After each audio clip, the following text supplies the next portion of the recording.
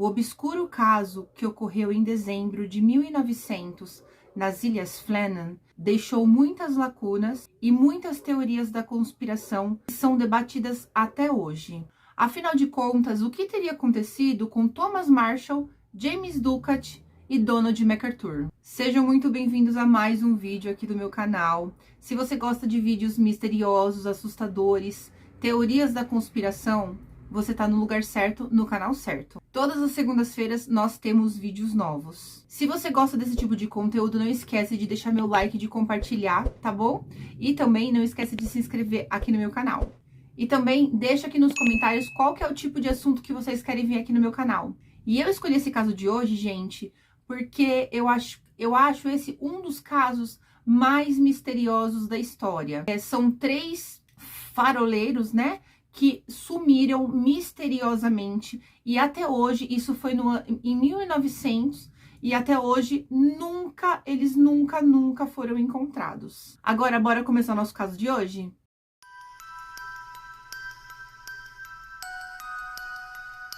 E as Ilhas Flennan, elas são um pequeno grupo de ilhas situadas a oeste da Escócia, aproximadamente a 32 quilômetros da ilha de Lewis. A maior dessas ilhas é a ilha de Eilean Moor. Esse trecho ele era traiçoeiro para os navegadores, especialmente quando as tormentas deixavam o mar agitado e nevoeiros comprometiam a visibilidade. Várias embarcações acabaram perdendo seu referencial e se chocando com as rochas negras ou com a costa acinzentada. Para auxiliar os marinheiros, foi decidida a construção de um farol de 74 pés, aproximadamente 22 metros, na ilha de Eilean Moor. O ano era 1899 e o farol deveria lançar um feixe de luz a cada 30 segundos, emanando um raio luminoso com a potência de 140 mil velas a uma distância de 24 milhas para guiar embarcações contornando Cape Royds e a caminho de Pentland Firth. A construção ela foi difícil, mas um ano depois o farol havia sido concluído e já estava em operação na ilha.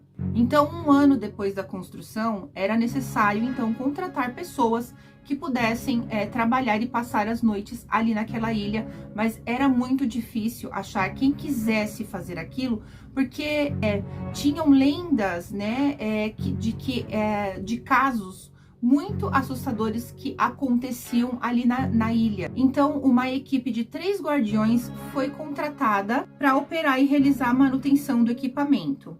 Era um trabalho bem simples, marcado pelo isolamento e longos períodos de solidão. Os homens contratados para o serviço, eles eram experientes, eles cumpriam o seu trabalho corretamente. Eles tinham uma casa, suprimentos e passavam as noites jogando cartas enquanto mantinham a vigília. E esses homens, eles eram Thomas Marshall, James Ducat e Donald MacArthur. E então a luz desse farol, dessas ilhas, ela costumava piscar 2 vezes a cada 30 segundos. Em dias de bom tempo, era possível enxergá-la a 20 milhas de distância, embora esse arquipélago, localizado na Escócia, normalmente fosse encoberto pela neblina. Uma equipe formada por 3 homens guardava essa fortaleza particular de 23 metros de altura, sendo que havia uma troca de integrantes a cada 2 semanas. E então, no dia 7 de dezembro de 1900, o James Ducat ele chegou ali na ilha para mais 14 dias de trabalho. Seu primeiro assistente, que era o William Ross, ele tinha passado mal e um homem local, que era o Donald MacArthur, ele acabou assumindo seu lugar. Então, o MacArthur ele era um zelador ocasional que trabalhava lá somente quando os membros regulares do grupo tinham algum problema. O Thomas Marshall era o segundo assistente e ele completava o trio. Então, no dia 15 de dezembro de 1900, apenas alguns dias depois de completar o primeiro aniversário da operação ali do farol, o capitão Holman, do vapor Astor, a caminho de Leith, na Escócia, percebeu que a luz ali daquela ilha estava apagada. O mar estava forte e furioso com desleixo. Holman enviou uma mensagem para o quartel-general da Cosmopolitan Line Steamers, empresa responsável pelo serviço. A central, então, tentou entrar em contato com um agrupamento marítimo em Gale Rock para que esses averiguassem o que poderia estar acontecendo. Mais uma forte tempestade havia cortado as comunicações.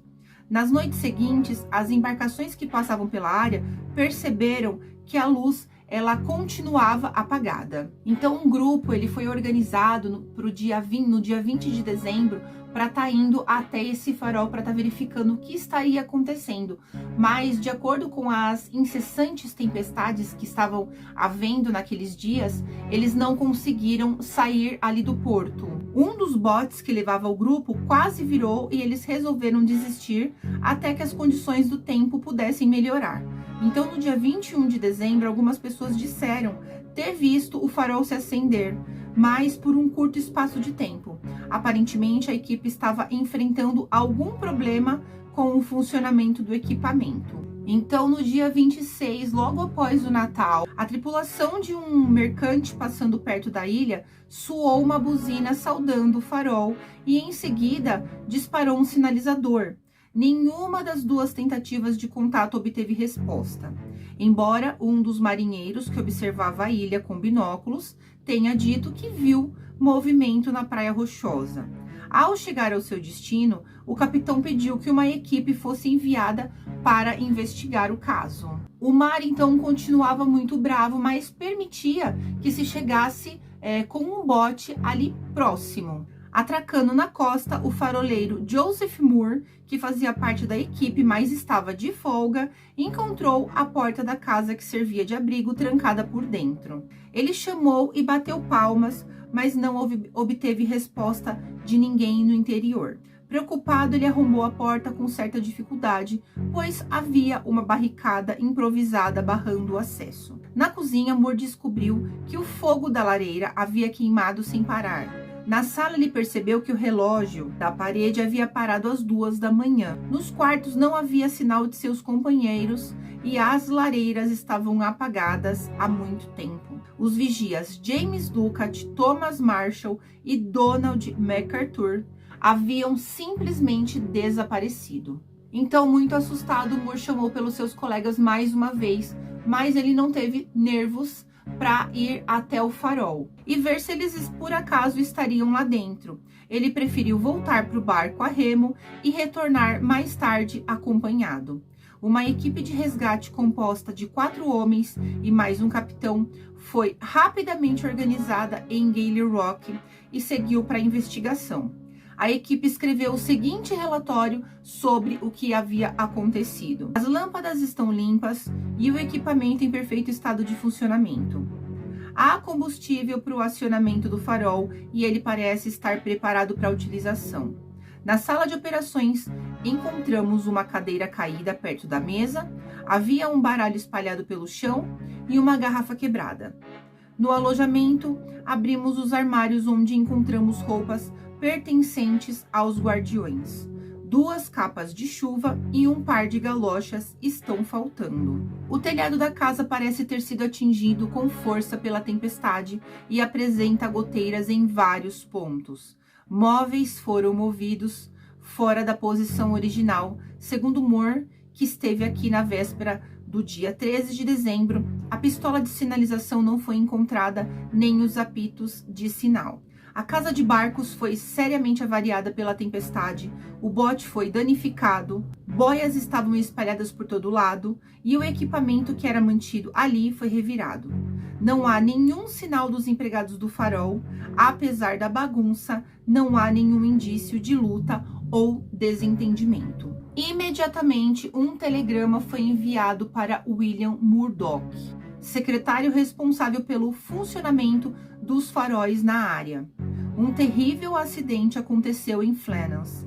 Os 3 vigias do farol, Ducat, Marshall e o temporário MacArthur, desapareceram. Nós vasculhamos a ilha toda, não encontramos sinal deles. Sumiram da face da terra. A notícia rapidamente se espalhou e a tragédia apareceu no Highland News com a manchete: Desastre nas Ilhas Flannel. Mais um mistério sem solução. Os jornais foram rápidos em conectar o estranho acontecimento a 2 tragédias que haviam ocorrido recentemente. Em abril, um vigia havia escorregado nas escadas perto da casa de barcos e sofreu uma queda em que quebrou o pescoço. Em agosto, um barco a remos que se aproximava de Eilean virou e 4 homens se afogaram na água gelada. Mas aquela tragédia era muito pior, sobretudo, era muito mais bizarra, isso porque ninguém sabia o que teria acontecido ali. Segundo Moore, o último a ver seus companheiros com vida, pouco antes de deixar o farol para sua folga, tudo estava tranquilo. Ele disse que seus companheiros estavam agindo da forma natural e que o estado de ânimo era bom. Nenhum deles parecia incomodado ou infeliz. Especulou-se que James Ducati, em sua última visita à costa, pouco menos de um mês antes do desaparecimento, havia reclamado de seu trabalho. Ele resmungou que não gostava de ficar em Eilean e afirmava que o lugar não era bom para os seus nervos. Para muitos, ele havia tido uma espécie de premonição sobre o que estava para acontecer. Ducati havia enviado um pedido a Robert Moorhead, que era o supervisor de faróis, para ser transferido para uma outra função. Moorhead ele insistiu, entretanto, para que o empregado continuasse na função, ao menos até o próximo ano, até que um substituto fosse providenciado. Para um vigia de farol, a vida tende a ser muito solitária e pacífica, mas para a equipe da Ilha Flanagan as coisas nunca foram muito tranquilas. Para sobreviver, eles tinham que lidar com um clima constantemente furioso, tempestades de vento cortante e o frio absoluto eram seus companheiros habituais. Os homens eles tinham suprimentos, mas precisavam pescar e cuidar da sua própria horta. Eles precisavam também realizar diariamente o mesmo trabalho maçante e repetitivo. Além disso, o espaço comum que habitavam era pequeno e confinado. E então, após o desaparecimento, uma nova equipe havia sido enviada ali para o farol até que uma investigação fosse conduzida. Os indícios apontavam que uma última pessoa havia ficado na casa e que havia se refugiado na cozinha depois de trancar as portas e dispor barricadas, porque ele teria se escondido nesse lugar e o que ele queria manter do lado de fora. No caderno de anotações de Ducati, a última informação é do dia 15 de dezembro. Não há nada de estranho. A leitura da velocidade do vento e temperatura foram realizadas como manda o manual. Ele comenta que a luz foi apagada às 9 da manhã do dia 15, pois havia luz suficiente para navegação. Então, o inquérito concluiu o seguinte: todas as tarefas rotineiras foram realizadas. As grandes lâmpadas na torre de vigília estavam limpas e abastecidas para a próxima noite.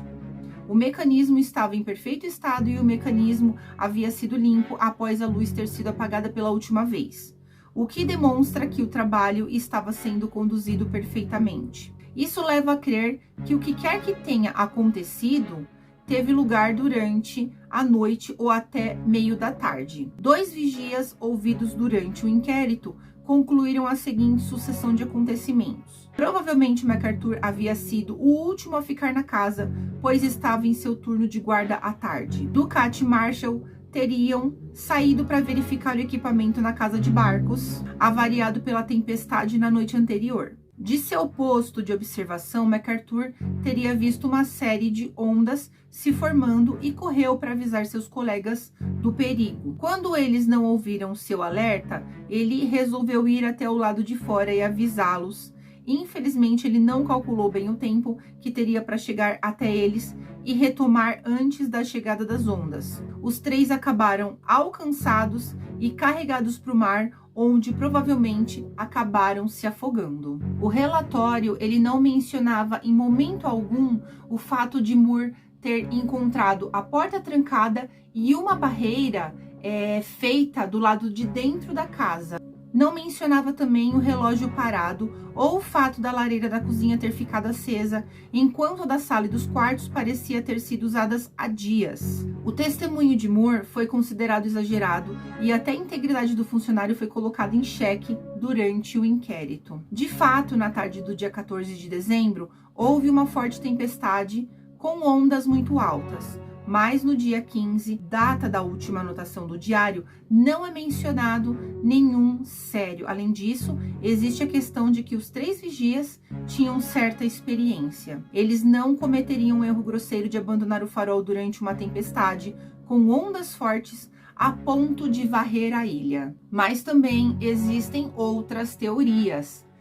Dizem alguns que um desses vigias teria de repente ficado louco e assassinado os outros 2 durante a noite, enquanto dormiam. Ele teria arrastado os corpos até o mar e os amarrado a pedras para que afundassem. Finalmente, descontrolado e arrependido do seu ato, o assassino teria saltado para as águas revoltas, onde também morreu. Alguns chegam a dizer que houve algum tipo de luta, na qual a porta foi trancada e barrada, mas que, mesmo assim, a violência rompeu de tal maneira que todos acabaram mortos. Suspeitas a respeito de Donald MacArthur foram levantadas e alguns chegaram a dizer que ele tinha problemas mentais e que havia passado alguns anos sob a tutela de um manicômio. Nada disso, entretanto, havia sido comprovado. Também há outros rumores que mencionam discos voadores, serpentes marinhas e até mesmo um lendário pássaro gigante do folclore escocês que teria atacado o farol e levado seus ocupantes para alimentar os seus filhotes. Historicamente, as Ilhas Flann elas sempre foram muito famosas por suas superstições, que remetem à época anterior a ela ter recebido seu nome em homenagem a St. Flann. Dizem que todos os que colocavam os pés na ilha tinham de repetir uma oração para o santo a fim de poder deixar o lugar. Do contrário, uma morte terrível os aguardava. Há também histórias sinistras sobre fantasmas que atraíam homens para os penhascos e ventos repentinos que os lançam nas águas cinzentas e frias. Seja como for, 70 anos se passaram sem mais nenhum incidente, até que em 1971 o farol foi modernizado e automatizado, dispensando a necessidade de vigias permanente na ilha. E hoje, o solitário farol de Eilean Mor continua a lançar a sua luz sobre o oceano, possivelmente buscando sinal dos vigias que continuam desaparecidos até hoje. E você, acredita em quê? E esse foi o caso de hoje. Eu espero que vocês tenham gostado. Então, gente, até a próxima segunda, até o próximo caso.